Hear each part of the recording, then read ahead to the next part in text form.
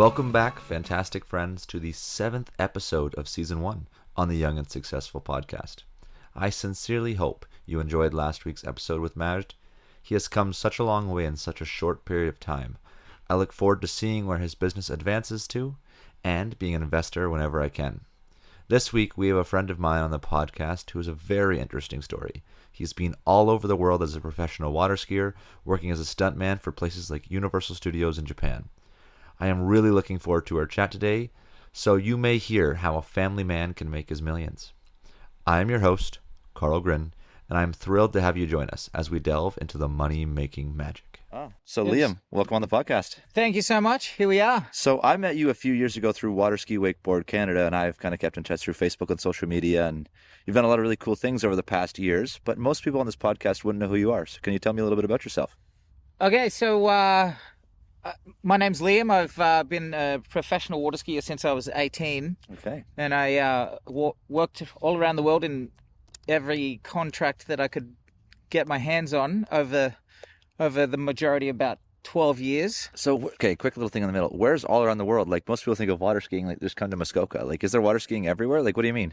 So water skiing, I did water ski shows. Okay. So you would put on a professional show in regards to there'd be barefooting, there'll be wakeboarding, there'll be hydrofoiling, sit-down hydrofoil, there'll be pyramids on the water. So you have people literally climbing on top of each other, water skiing and stuff, while their boat's going behind the boat. Yes, we do. Oh, that's crazy. Yeah, we've done. I was on the Australian team for water skiing. Yeah. Well, for the World Water Ski Show tournament actually was here in Huntsville a couple of years ago. Yeah, Deerhurst, right? Yep. Yeah, that's awesome. And so I performed on the Australian team for 2 of the tournaments, and now I sort of said some of the younger guys probably have a better fun chance than I do now. Yeah.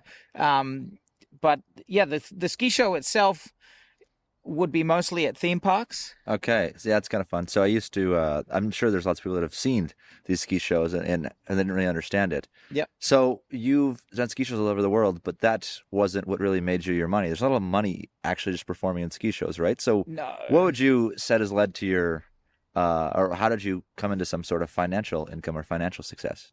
Well, it's so the ski shows themselves just taught you how to really work hard. Yeah. One of the contracts I did was it was in Germany in a place called Haslock. Okay. And to be able to make your daily rate bigger, the game of life then that I was playing within was, okay, the most possible amount of money you can make in one day was $108, for example. Yeah. And if you could do 3 flips on a wakeboard, you got paid a base rate.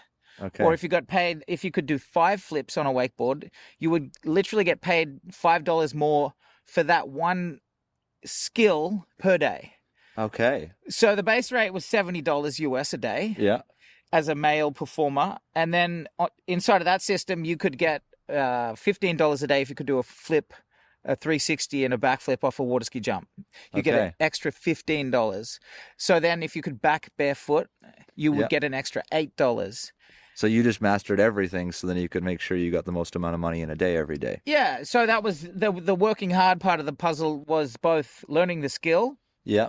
And then, well, to be honest, they would then take show notes. And if you weren't 80% on your skill over the time, it was great. That makes sense. So making $108 a day doesn't lead to you buying a new marina. No. So we briefly talked about how you used to buy and sell boats, and that's how you came to Canada. Do you mind elaborating on that a little bit? Yeah, so I did a water ski stunt show in Osaka in Japan. Yeah. And I did 4 years there in total. Okay. Where I used to get shot out of a wall and ride a stand-up jet ski, and it was performing for the theme park Universal Studios. Oh, wow, that's crazy. And so inside of that system, I lived in Japan, so I chose to get all my money given to me in Japanese yen.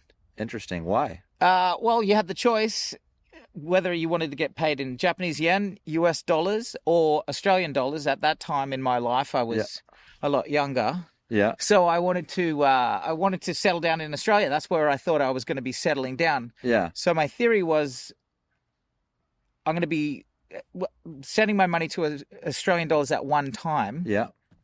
But you have to choose to use the exchange rate. So I used to watch the exchange rate. Okay, and so you're trying to basically do currency arbitrage. Yes. Just with your paycheck. Like a simple form of it. Every Yeah. paycheck you get so much, and then if on that day that you got paid, if the exchange was down by up or down a couple of You percent, sell or hold. Yeah. yeah. So I set myself up an account. I'd buy and sell inside of the system. Yeah, it's called currency arbitrage, which you used to. Yeah, You're that's right. interesting.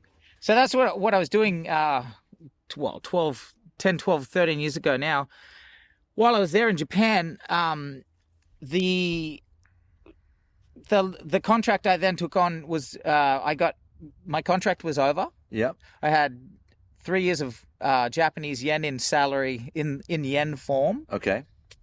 And at the start of 2013, the Japanese Prime Minister put I think it was about $200 billion into their own economy. Yeah, I remember that. Yeah. To weaken the Japanese yen, in theory. So it's like, however it went, they were making the yen go down. Yeah. So all of a sudden, I had a contract in Singapore, and I'm now thinking, okay, I got to move my money out of Japan because I'm not going to live here anymore. Yeah.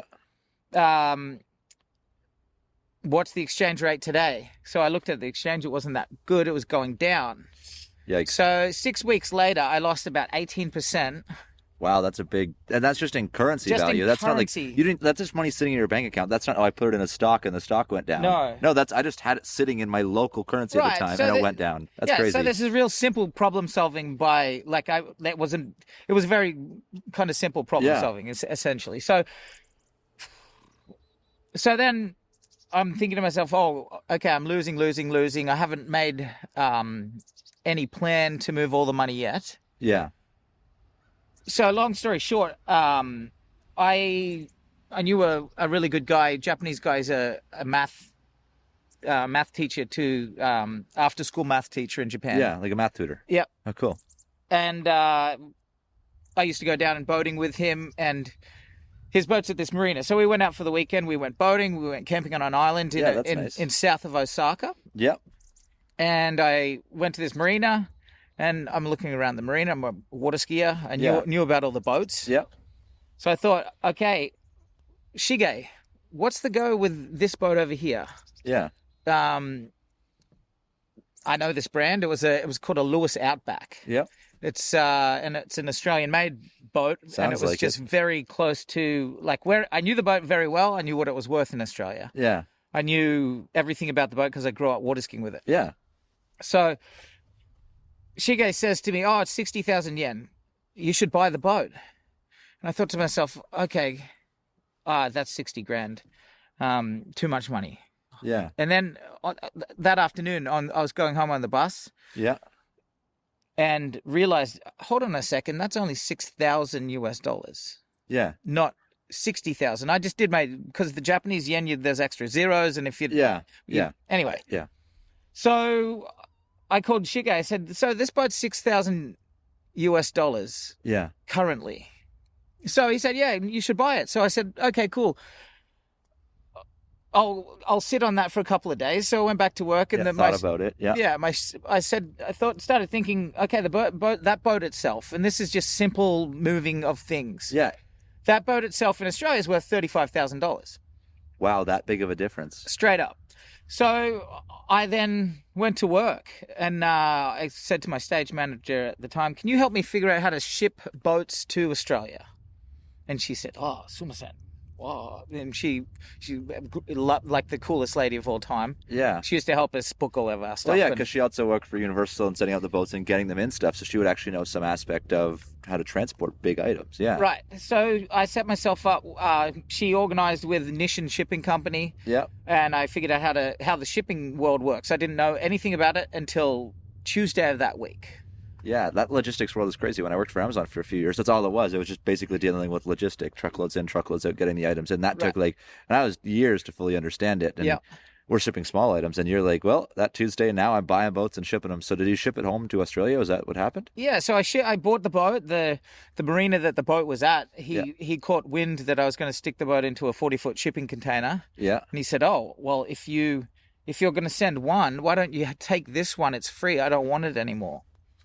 So I said, hold on a second. This is a random situation. So, and Shige, my mate Shige, is the piece of the puzzle that's translating with me. I can speak like a little bit of Japanese, but it's not like you're not fluent. No. So I said, Shige, why is he giving me this boat? And he says, oh, it's trash. It's not of any value to this guy.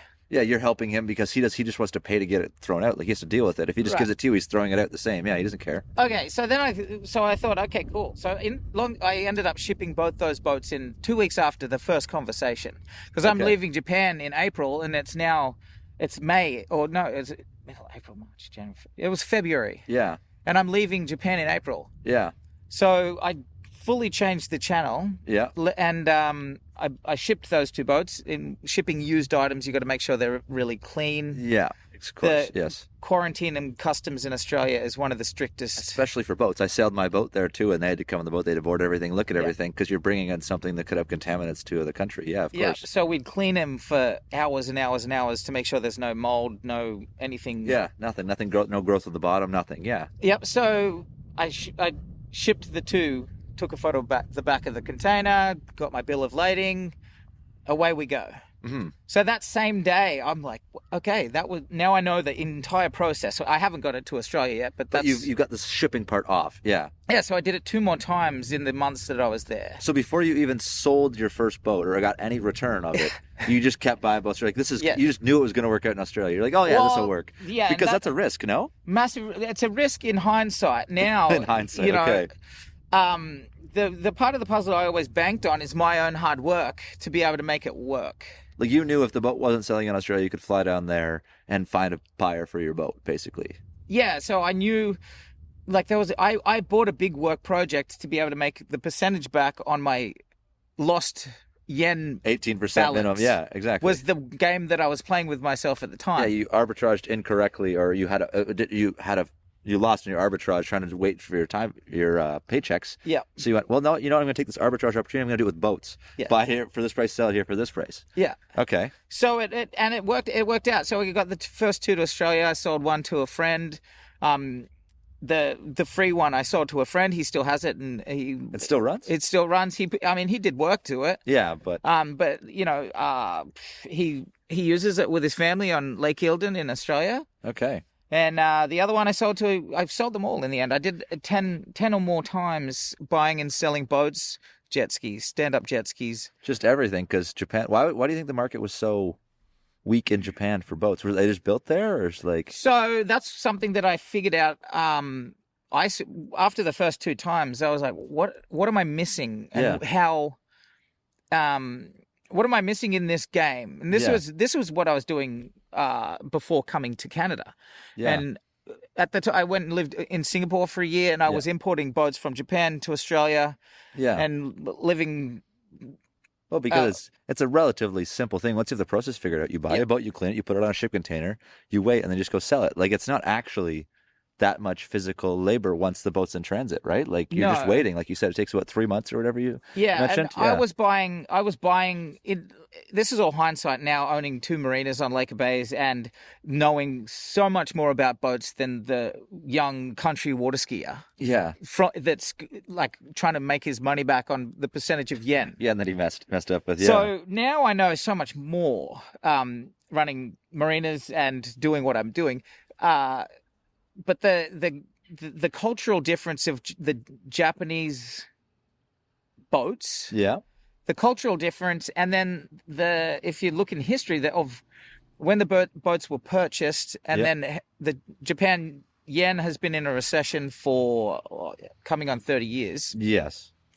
So there's the time that they were purchased in US dollars when the Japanese yen was strong. And then when I went to buy them, they've depreciated, and the Japanese yen to US dollar is changed in the different direction. They got the appreciation, and they had the negative on the, okay. Yeah. So it's not like they're made there and they're sitting in excess. No. It's that they had the negative both ways, and you were able to capitalize on it. And they were all US made boats, Nautiques, Mastercraft. Yeah, like Supras I bought the brands we'd recognize up here living on the lakes. All of the things that, I bought One container I sent 2 boats, 7 jet skis, and 2 stand-up jet skis inside of one 40-foot container. I had all on top of each other and underneath, and yeah, that's wild. Yeah. So you said now you have 2 marinas here. Like, let's talk about where are you now a little bit. What are you today at? Well, today I'm a family man. I got 4 kids, and I work hard still.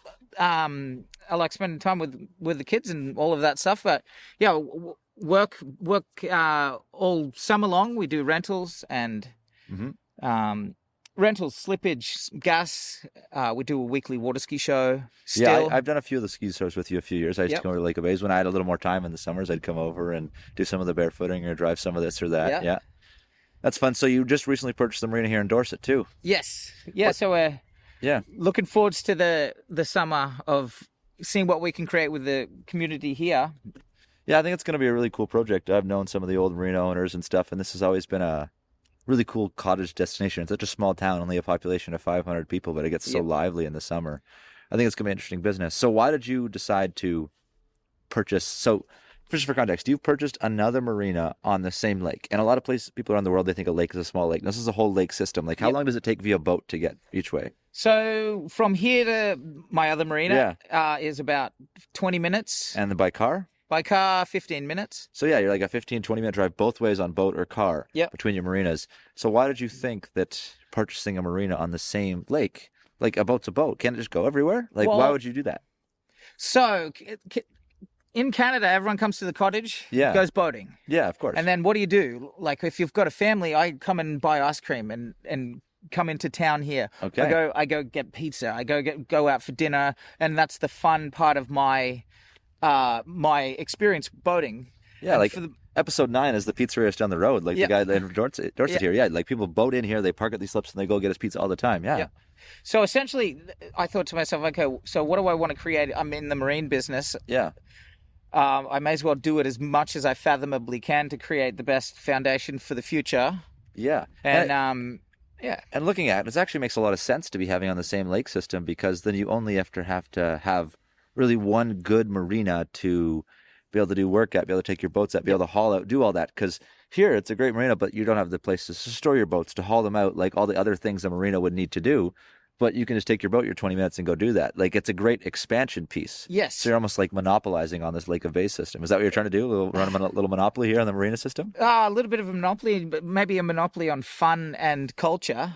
Because you also have your snowmobiles you can see maybe in the background stuff. You also still do all of that too, right? Yeah. So yeah, you're a full, you're trying to little monopoly here if you're in the winter and the summer. Yeah, and I don't have a huge sales line. I'm not a sales structured business. It's all I look at service and taking care of the customers and making sure everyone's. I think that's why, knowing you, I think that's why your businesses do so well, because your goal isn't to extract the most value from every person that comes to your business. It's to give them the best experience possible, and a good part of a good experience is a good value, right? Like you're giving them good boats, good skidoos. You're doing a good job at it, and you're giving that to it for a good price. I think that's why you've done so well at your marina there. Yep. And then you're able to do it here. And it's like the ski shows, for example, I'd go in with you. You're not.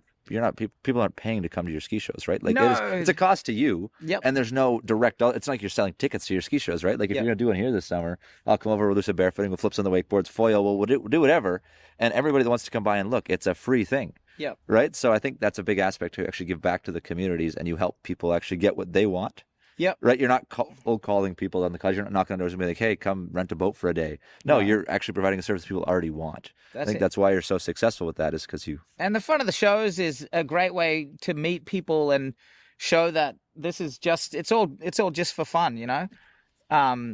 The shows are also, there's not a lot of live shows you can go and be a part of for nothing that bring skills that a lot of people have never seen before, you know? Yeah, like that whole idea of just simply walking on water, that barefooting thing, like I love it, barefooting backwards, like things you brought up earlier. Barefooting is simply just walking, like skiing without skis on.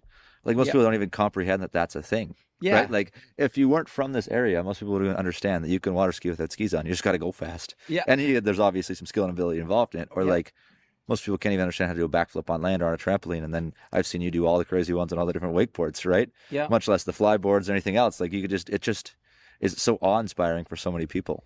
Well, it's really fun, and the kids love it. The adults love it. It's just, and business-wise, I get to tell some people. Hopefully, they want to use my service and be a part of the culture side of my business, which is, storage, service. We do boat restorations. That's the actual grind of hard work.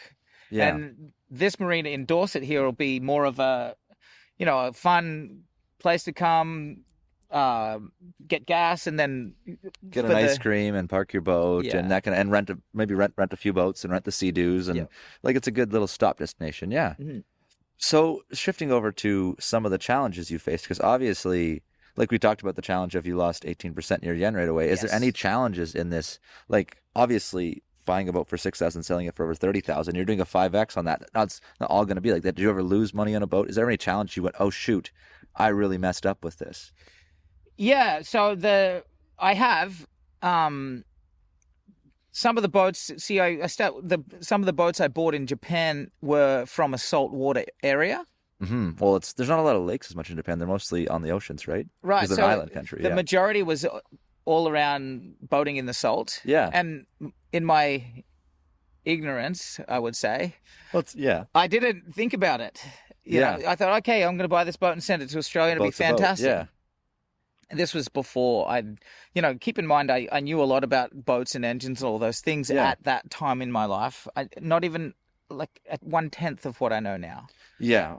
That's what happens when you're just growing in an industry. You're just learning something new. As you said, like you're learning Tuesday shipping boats. Like you can only learn so much so fast. You can have a fast trajectory in wealth creation and growth, but you can't learn everything about your industry like that. Yeah. So some of those things, I sent, I think it was 6 boats from the saltwater area. Yeah. I didn't make as much on those because I realized I had to replace some of the engines and a lot of the exhaust manifolds, and the physical things inside of those boats were very corroded from salt. Yeah. Like I lived on a boat for 7 years off and on, and just the amount of havoc salt water does to engines and internal combustion engines and just all your manifolds and all your O-rings and everything that basically can rot and can stretch will overstretch and overrot. Like that just happens on a boat, right? Just wears through everything. Yeah. Like you probably had a lot of those boats probably too, like the zincs, you probably had to replace a lot more or anything like that because the amount of things that I didn't think that I needed to replace the engine mounts would rot. Or like that's what I'm saying. Yeah, all those things that can rot would.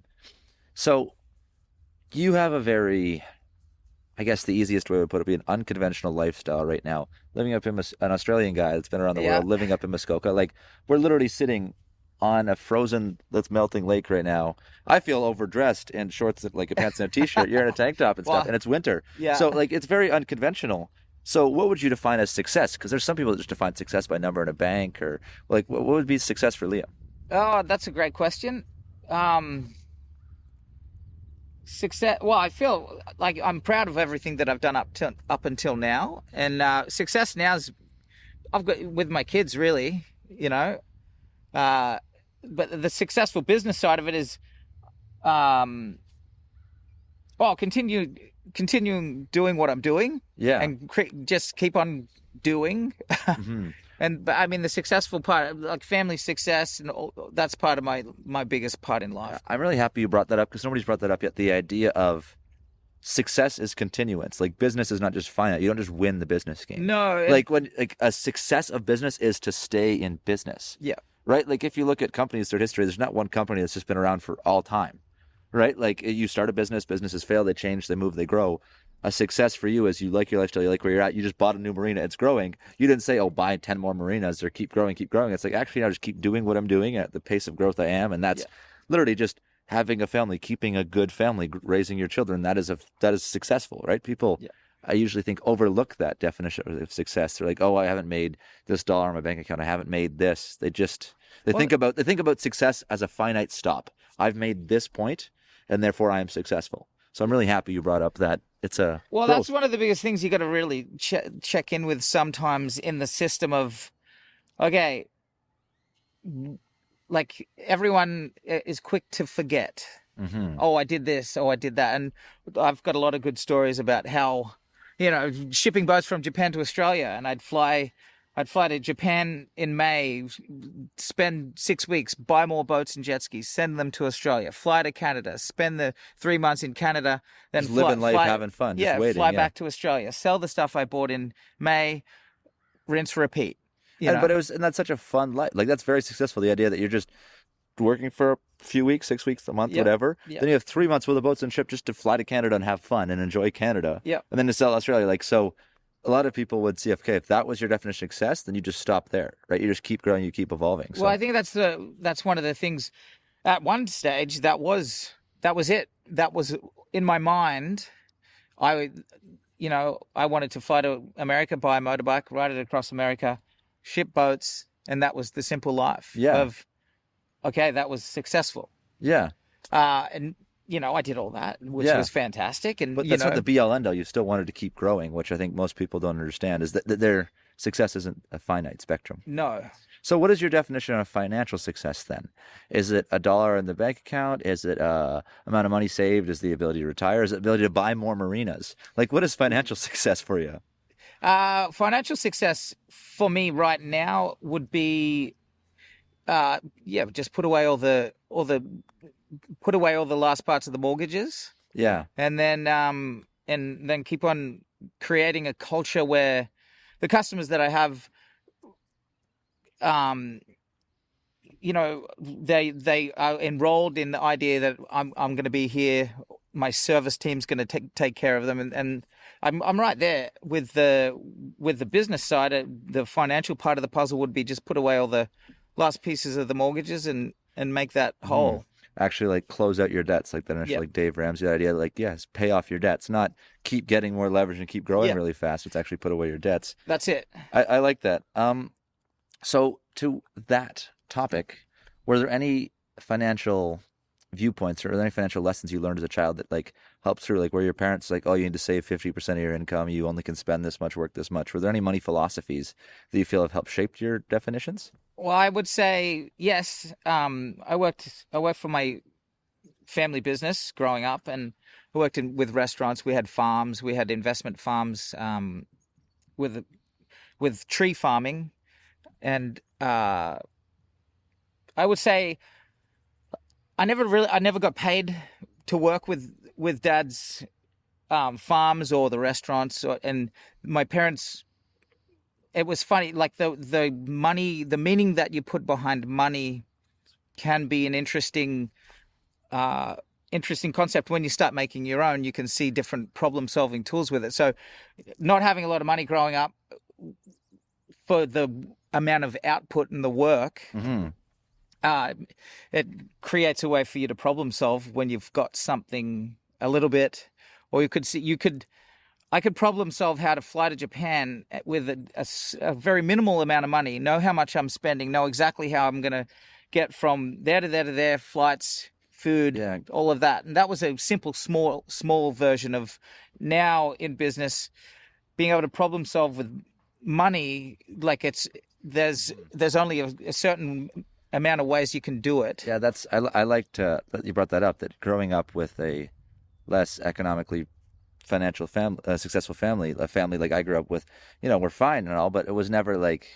oh yeah, we're going to take a jet here, we're going to do this. Like, it's not like money was no object, right? I remember growing up the first time we could afford ketchup, for example, right? Yep. Like, growing up in a family, I never look back at my childhood thinking I was poor at all, ever. Yep. But in hindsight now versus like what I do with my life, it's very different. So learning when you grew up with money being okay, like I want to still fly, I still want to do things, I want to do that. You learn how to do it all, $200, $300, $400, $5,000, $10,000. You learn how to work with your budget. Yeah. And now in your own businesses, you do it with $200,000, $300,000, That's it. $1 million. It's the exact same thing, but instead of just doing it on the hundreds, you're doing it in the hundreds of thousands. You're doing it in the millions. You're actually doing it on a much grander scale. Yeah. But you're doing the exact same thing. Exactly. So that was the biggest. Growing up, that's I would say money philosophy. You've always got a chance to make choices when you know what you've got currently, and then if you have a calculated risk, or you can minimize your calculated risk with education, and I've learned that countless times, especially. So did you go to school or anything, or you mean education is like the education of life? Well, education of right now. I don't know if you can go to school to run a marina in Lake of Bays. Exactly. That's what I was. Yeah, because most people think of education, they think of like university, high school. It's the only way they think of education, right? That's why I bring that up. Yeah. So no, I would say educating yourself right now in the current, like the market of what you're in. Yeah. Because even what are we now? 7 years ago, when I first took on the marina on Port Cunnington Road, it was a completely different market. It was a different. The sell was similarly the same as now. Yeah. But the world's changed so many times. So if I put those same practices to today's marina world, yeah, it's not going to work. It's not the same. Yeah. So I like that you brought up education isn't just school. No, right? You can learn. I didn't go to university. I think I would have been lucky if I had a look at my high school. Yeah. Well, the only point that I had to look at all my grades was to get a residency here in Canada, actually. Okay. And it was classic to look back on. I think the biggest problem I always had is I was interested in everything, so I didn't apply in those things because I didn't see a future inside of whatever that game was at that time. Mm-hmm. Well, yeah, it's interesting to view because I feel it's a pretty common theme on this podcast: a university dropout, a high school dropout, or people that don't necessarily want to pursue education because they found better ways to spend their money and time. And that's not necessarily on making money. It's the idea of they found more successful, more enjoyable ways. Like, have you traveled the world and how you've been everywhere and skied everywhere in the world? That's a more successful. Like, you could just say you're successful purely based on the definition you've skied the whole world and actually able to see and have those experiences. So, try to change of idea there. Mm-hmm. What is the most significant lesson you think you've learned in all your crazy adventures all around the world with everything? Significant lesson. Is there any lesson that you could have learned in an easy way or a hard way? Oh, this is a hard one to answer. Sometimes. Yeah, the significant lesson I've learned along the way is, you can, being an entrepreneur, even just being anyone under the sun, you can wake up one day, you can feel a certain way. I think one of the biggest lessons, the one year, it was 2000. Years don't matter as much. It's all good. One of the lessons is, I can remember I was down to my last $6, and I was living with my mate in Australia. Just sent over $100,000 worth of containers to Australia. Yeah. And I was living with my mate at the time. I just leased a spot on the water to sell it all from, and I got down to my last $6 in the bank account. I went and bought myself a couple of packs of 2-minute noodles in Australia. You crunch them up and we all know this here is like Mr. Noodles in Canada. And 2-minute noodles and a dozen eggs. Yep. And I was like, okay, I have the choice to give up and go and crawl into a hole. Yeah, basically. Essentially, or you can get to work. You can use any skill problem solving under the sun that you want to come up with to be able to. Okay, I had $6 in the bank, and I didn't want to borrow money from any of my parents, any of my friends, nothing like this. And literally 3 days later, I'd sold $80-something thousand worth of the boats that I had sitting on the side of the lake. Yep. And the difference, the biggest lesson there was keep on going. And I mean, the when I was stressed out and freaking out inside of that system, when I had $6 in the bank, it was mind blowing that Monday, all of a sudden I had all this money.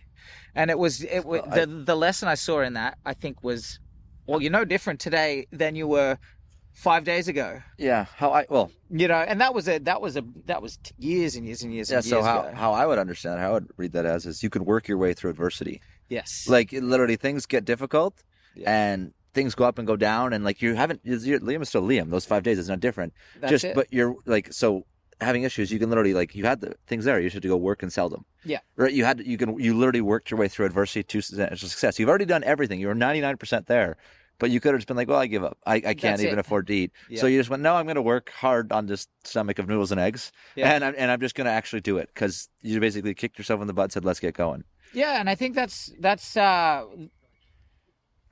can get you now in hindsight, that's got me in trouble over the years being that stubborn. Yeah, it can get you in trouble for sure.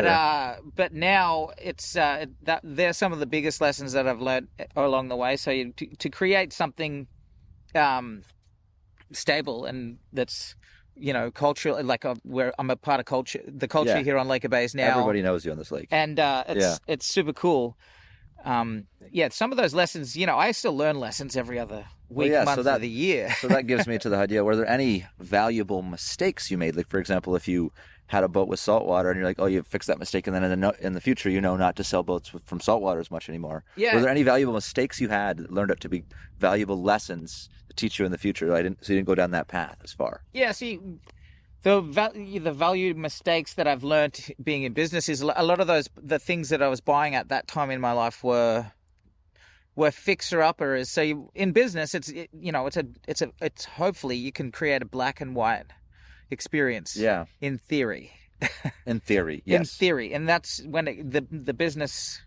That's why one of the reasons why I like business so much is it can be very black and white as long as you get all of your cards on the table at the start. And the lessons through spending so much time at some of the boats I'd bring in and I'd pay minimal amounts for. Yeah. I would spend, 2-3 weeks buffing, doing the upholstery, making a trailer. You're actually spending weeks on getting them ready. Yes. Yeah. So the time value of if you have as investing, as you know, yeah. if you're investing in things, sometimes it's like the same thing when I said to do your education. It's not to have an education, to do your research is research on right now and really weigh up all the time benefits.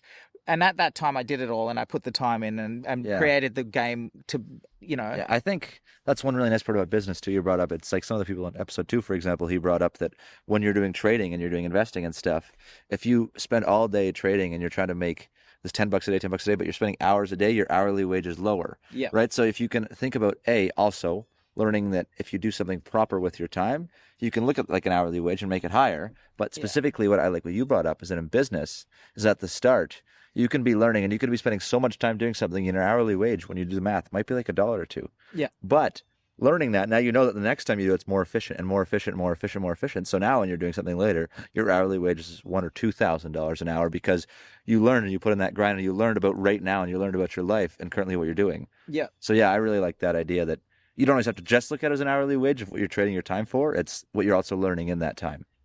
Yeah. So you have a crazy life, to say the least, with everything you do. So how do you manage to balance your work-life balance? Like you have multiple children, you have a wife, and you have a beautiful life. Yeah. How do you balance that? Like that's crazy because you work so hard. And I've seen you put in so much effort with things over the years. Is there a balance? Like what do you? Yes, there's a balance. I've got fantastic staff. Okay, that's a big help. Yeah. They're next level. And then, it's, I live at the other marina where I work. Yes. So I've got young kids. So it's a blessing and a curse, they say, but it's actually something that's quite great with the marina business. It's a very traditional style business. You have to get up, you have to work, you work. Like there's no easy way. You have to do the work, get the boats ready. For the next 2 months, we're looking to we'll get 400 boats ready between now and June. Now in summer, yeah. And so the balance is I get to see my kids when I want to go inside and see them. And the big balance is actually like if the kids wanted to come and work with you in the boats, you can actually, some of them are a little young, but that idea that some of the older ones can actually learn with you. Oh, yeah. And it's really nice that you don't have to go into an office because it's not like, oh, I'm bringing my child to work at Walmart or work on the computer. It's like, that's like almost like child labor. Like, it's like, no, you can actually get the kid and you have to teach him about motors and actually teach him and you can spend time with your children. Yeah, the little guy comes in service calls. He'll be falling asleep on me while I'm going from boathouse to boathouse to boathouse. Yeah, so it's actually nice you can do that. You have that benefit, running your own business and living this lifestyle. Totally. And that's a huge, success in my idea of how to, bring kids up is being enrolled in as much as you can, but having them be a part of it and see if they like it or don't like it and all those things. Giving them the opportunity, not just giving yourself the opportunity to try new things, but giving the people around you care about, your kids, your wife, your life, everybody else, your employees, people you actually care about, the opportunity to try and experience new things. Yeah. And I think in doing that, you've been able to have good employees, right? Like people don't just get good employees. It's not just because like you're like, oh, wait, like the 10 people that applied were just the 10 best people and it worked out perfect, right? You actually have to be a good boss and a good person to do that. Yeah. So were there any strategies or any things you feel that help get you some great employees like that on a slight topic? Oh, yeah. So I would say I've got a team that I've known for over some of them for over 10 years. Even before I took the marina on, I'd worked with them around different parts of the industry. Yep. So I'm growing that side of it. And like I would say, I look after people really well, and we have meetings every day and make sure everyone is happy. If there's something that goes on that if there's something that happens on the day to day, we put it out there every morning, no matter what. I like that you bring it up, that people have to let it fester. It's not like, okay, you have to wait to the monthly meeting or the quarterly meeting, and you can actually just bring it up when it happens. And if we're all busy that day, you're max waiting like 16 hours, 12 hours. It's the next morning. Like, I get that in the day you're busy and you might not be able to bring it up to me right now. I'm going on a service call or doing things, but I will listen to you the next morning.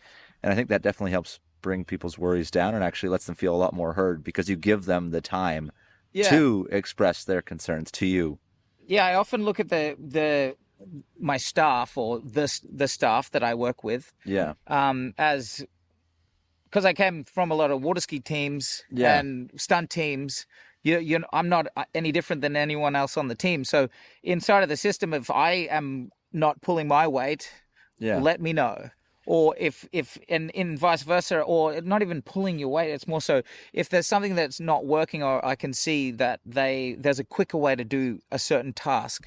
Yeah. The marine business and with boats, you've got to do the same task 400 times between now and June. Well, boats are different. Like, I've worked on Teaks and Axis and Mastercraft, and we have like J-Crafts. Like, me working on my J-Craft's very different than when I work on my Axis wake surf boat. But it's still a boat, right? It's the same thing, but it is very different. Yep.